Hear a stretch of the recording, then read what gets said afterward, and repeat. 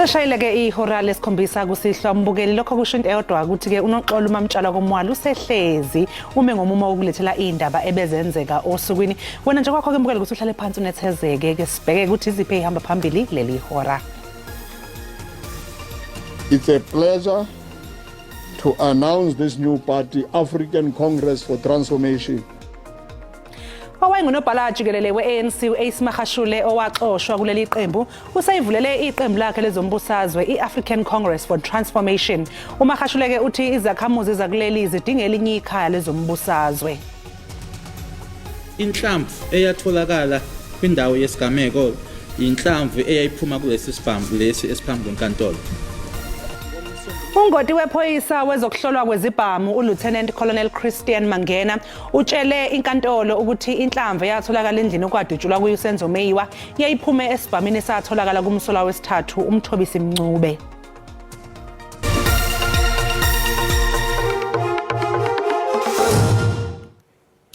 Lowo owayengunobhala jikelele we-ANC u-Ace Magashule owaxoshwe eqenjini umemezele ukubunjwa kweqembu lakhe lezombusazwe elibizwa nge-African Congress of Transformation. Lokhu ke kuza emva kokuthi kwehlukane inhloko nesixhanti phakathi kwakhe ne-ANC ngenxa yokungayiphathi kahle kanye nokuyithathela inqumo eqenjini. uMagashule uthi izakhamuzi zakuleli zidinga elinye ikhaya lezombusazwe. Ngesikhathi u-Ace Magashule ekhonjwe indlela eqenjini elibusayo, abaningi babecabanga ukuthi sekushabalele njalo ngekusasa lakhe kwezombusazwe. Kwaziseke ukuhlehla kwenqama akusikhona ukubaleka. uMagashule ke usephinde waba undaba egudwini kulandela ukubunjwa kweqembu lakhe elisha lezombusazwe. Here we are. Here is a new ship of freedom. Please, South Africans, come along and join us, all those who are weary and politically abused. uMagashule owakuba undunankulu wase-Free State wethule ngokusemthethweni leli qembu iSoweto. Lokhu kwenzeka nje iningi beliqagula ukuthi angase ajoyine elinye iqembu lezombusazwe. We will work with all progressive, not the ANC of certain leaders who are actually captured. We'll work with the ANC which is not captured. And I hope that ANC is coming soon. Yize iningi lamaqabane akhe lingaziwa kepha bakhona abanohlonze okubalwa kubo oyinhloko yophiko lwama-Hawks uJenene Beningclemeza. I was sitting looking after my sheep at home. I saw, no. There's a problem in South Africa. How can an old man like President Jacob Zuma going to court, going to prison, to all those things? Kulindeleke ukuthi leqembu lisingathe inqungquthela yalo yokuqoka ubuholi ngomfumfu nalapho kubhekwe ukuthi uMagashule aqhubeke nokuba ngumongameli we-ACT. Kusenjalo lo mholi ubhekene namacala enkohlakalo ahlobene nophahla lwe-asbestos e-Free State nokulindeleke ukuthi liqulwe ngonyaka ozayo emasontweni ambalwa nje ngaphambi kokuthi kube nokhetho lukazwelonke. Abantu baseNingizimu Afrika bazozikhethela ke ukuthi yini abayifunayo njengoba kuza u2024 ikakhulukazi njengoba amaqembu ezepolitiki eqhubeka nokuba maningi. Kodwa umbuzo omkhulu ukuthi ngabe bazolandela laba basha yini na kumbe bazoqhubeka namaqembu abawaziyo. Umzondile Mbejo, SABC, eSoweto. Isinqumo asikakhishwa esicelweni sikalowo wayengumengameli wezwe uJacob Zuma sokubukeza isinqumo esavimbela ukushushiswa kukaMengameli uCyril Ramaphosa ngasese. Inkantolo ephakeme yaseGauteng ilalele lolu daba ngezobuchwepheshe ngolwesithathu. uZuma ke ufuna lesi sinqumo ukuthi siguqulwe. Inkantolo phela yabe ithe phakathi kwezinye zezizathu lesi sicelo sinenhloso engeyinhle. That should be done likely to deny someone the right to private prosecution because it's a denial of a Section 34 right.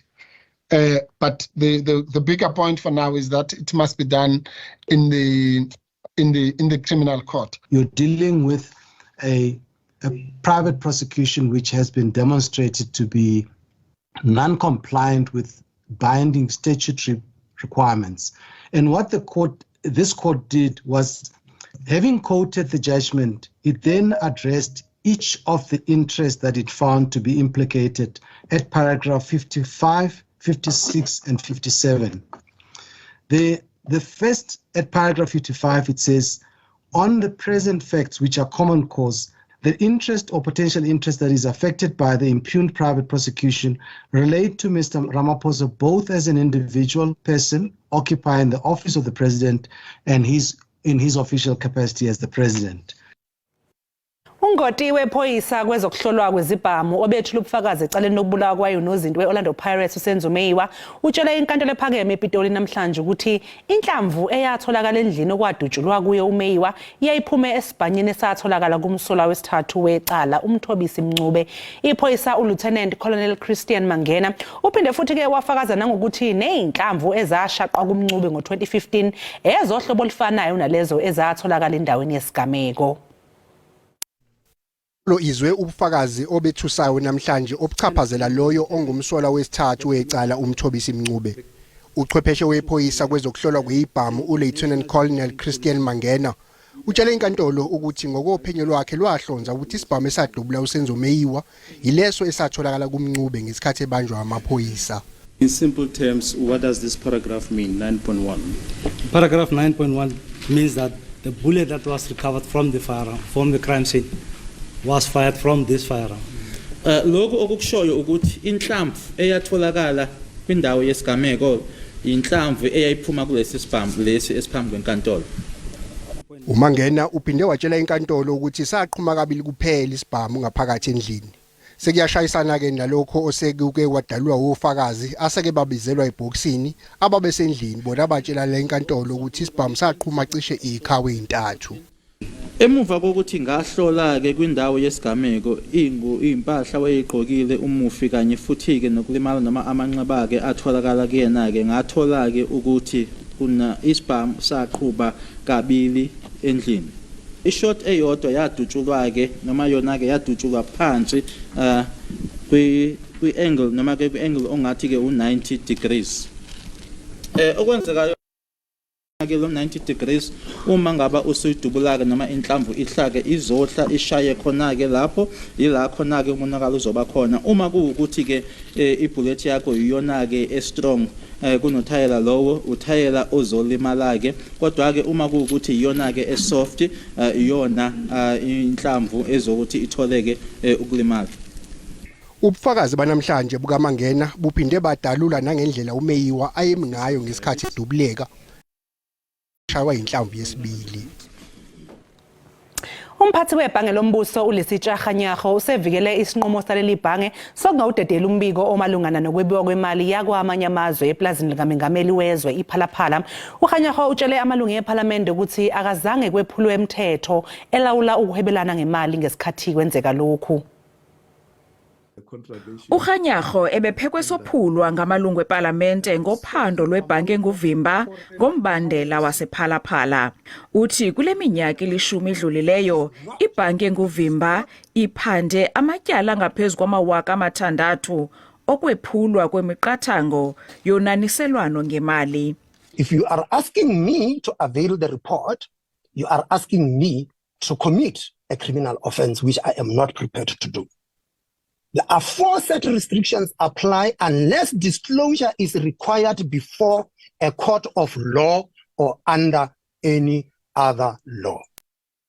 Lungu avakalise ukuxhalaba ngefuthe lesisiganeko ekubekweni ichaphaza koMzantsi Afrika kwezimali. Did the South African Reserve Bank consider the impact its reasoning could have on money laundering and how persons can avoid declaring foreign currency by simply stipulating conditions in a contract? Manye ethethe phandle eyibhebhetha lengxelo esithi ibethe phezulu. It undermines not only the integrity of the South African Reserve Bank but also of the individuals that are leading the South African Reserve Bank. It's claptrap. We are being made stupid. And I hate it when people appear before Parliament and they pretend as if we don't have grey matter in our heads. Actually, we know what we're talking about. Dinglula Mamatya wendaba ze-SABC eParliament eKapa. Kwelesi sathi qhu eyitolo kanti uma ngabe sibuya sokuphathela uWT. The question now, Your Worship, is what makes count number 3 to be a Schedule 5?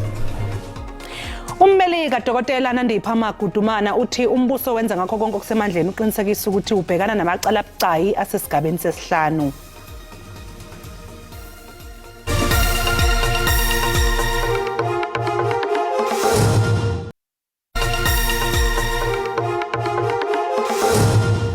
Siphinde sikubingelele sikwamukele mbukeli mongabe usanda kungena odabeni oluphambili besibike ukuthi owayengunobhala jikelele we-ANC u-Ace Magashule owaxoshwa kuleli qembu usayivulele iqembu lakhe lezombusazwe i-African Congress for Transformation.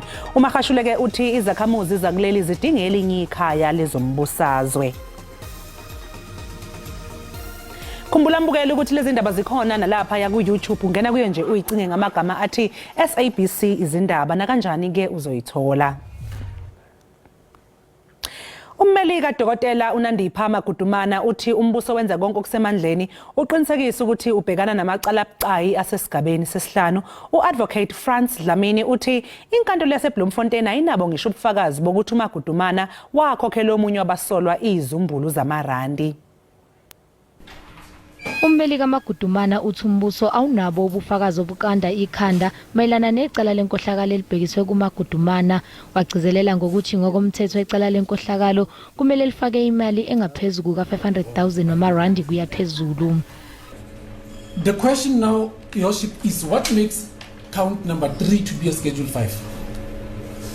What evidence are we having on record to show that the state has shown that indeed it has got an overwhelming case as it alleges, which proves count number 3, the so-called a count which makes it a Schedule 5? There's nothing. Ummeli kaMagudumana usamile kwelokuthi ikhasimende lakhe alinawo amacala avuliwe futhi alikathweswa amacala okukhwabanisa nenkohlakalo njengokusho komshushisi. Uthi ngokomthetho bekufanele anikezwe ibheyili.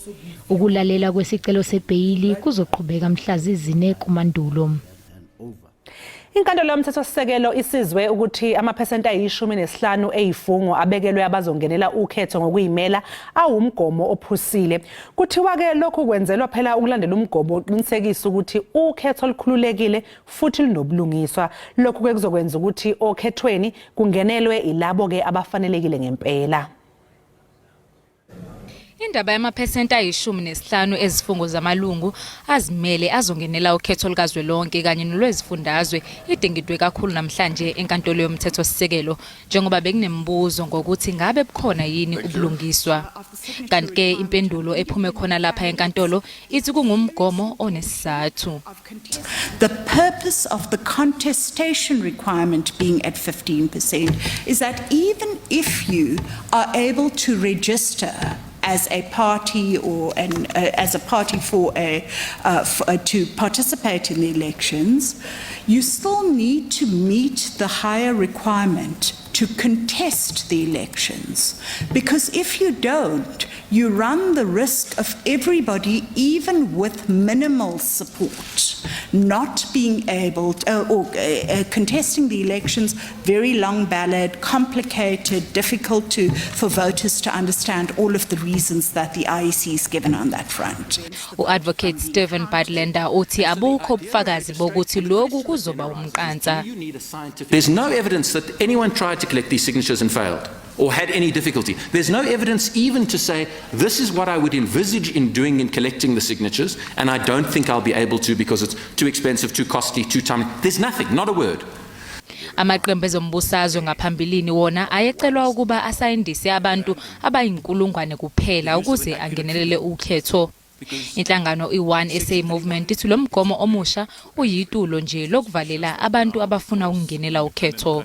If this requirement of 1,000 signatures was good enough for political parties, why are you making it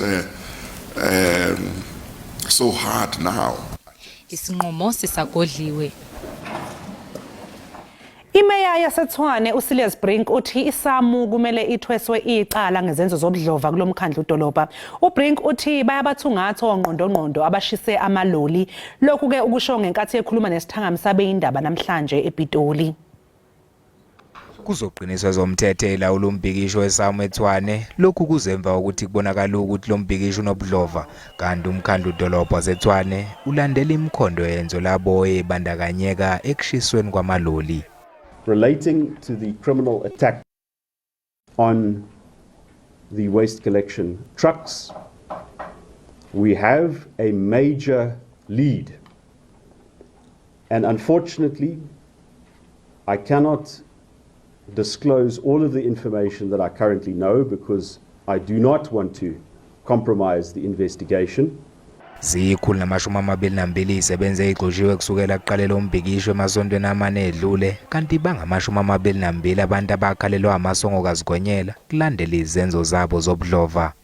A total of 34 criminal cases were reported at the SABC and are currently under investigation. They range from public violence, 2 cases, and there were 19 arrests. Malicious damage to property, 5 cases still under investigation. Kwathungelwa ngomlilo amaloli amathathu alahla imvucuza kanti amanye amaloli aloluhlobo asegadwa amaphoyisa manje. Lo mkhandlu dolobha uthi kunemizamo eyenziwayo yokuqinisekisa ezokuphepha njengoba kuqhubeka lo mbhikisho nje. Then there's also the formal structures that SABC have in place. They call them prof joints on provincial level. That is a committee comprising of South African Police Services, SSA, as well as members of the Defence Force. Ubringu lo mkhandlu dolobha uzolibangisa enkantolo mhla ziyi-13 insuku kumandulo ukuze kuzonqandwa ukuqhubeka kwalo mbhikisho. Udaba lokuhlakazwa kwe-Eskom ube izinhlaka ezintathu lusacutshungulwa. Lesike isiqinisekiso senziwe umnyango obhekele izinkampani engamabhizinisi ombuso. Lokho kulandela isimemezelo sokuthi lesi sikhungo esiphehla ugesi sizohlakazwa sibe izinhlaka ezintathu. Umnyango obewethula umbiko ekomidini elibhekele izinkampani engamabhizinisi ombuso ngohlelo lwezobuchwepheshe besimanje. Isebe elijongene nenkampani zikahulumende linike ingxelo ngenzame zokuphucula ulawulo lakwa-Eskom. Isebe lithi le nkampani iza kuhlukana ibe zinkampani ezintathu ezibalula inkampani yophehlo lombane. The revised transmission license was submitted to NERSA, the National Energy Regulator of South Africa, in September 2022 for approval. And the process is to assign the National Transmission Company of South Africa as a designated buyer of electricity in the country. Inkampani eza kuhambisa umbane sele isunguliwe kwaye amalungu ale body aza kubhengezwa kungekudala. The due diligence for the generation division was completed, and the NERSA around the National Electricity Distribution Company of South Africa, it was registered.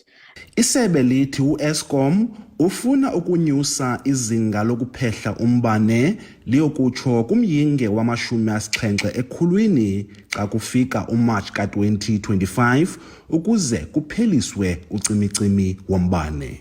Kwiindaba ze-SABC, Dingobulelani Philip eParlamente. Mbukeli umhlahlo wesimo sezulu yalandela emva kwekhefu.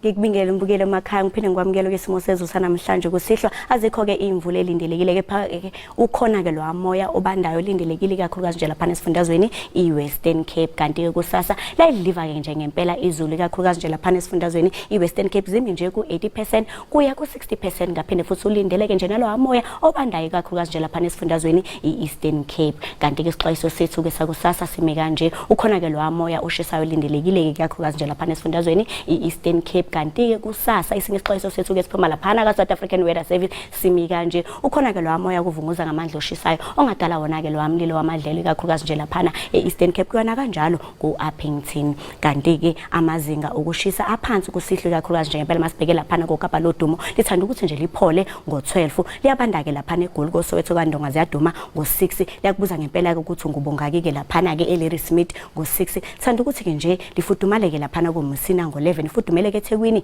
ngo14 kanti ke East London u15 eGqeberha u10 kanti kusasa thanda ukuthi nje izulu lingabi lihle kakhulu nje lapha esifundazweni iWestern Cape kokapa lodumo thanda ukuthi nje lipholeke ngo17 liyashisa ke lapha eUppington ngo31 shise njalo lapha ko Kimberley ngo29 kanti ke goal ko Soweto kandonga ziyaduma limi nje ku23 na eMelo u23 lapha ke Larry Smith u30 kanti ke liyashisa eMgungundlovu ngo31 shise njalo ke lapha ke ko Richards Bay ngo28 kuyana kanjalo lapha ko Lund Godeni Dalton kuyashisa kanti ke eThekwini ngasolindeleke nje u25 ko Clement ko Mashu ko Mlase shise njalo lapha ko East London ngo31 kanti ke Gqeberha lithanda ukuthi nje lipholeke ngo21 ngisibeka lapho ke isimo sezulu sanamhlanje kusihlwa mina ke ngiyintombi kaMadlamini olangelihle ngoba libalele ngithi konke kufeziwe.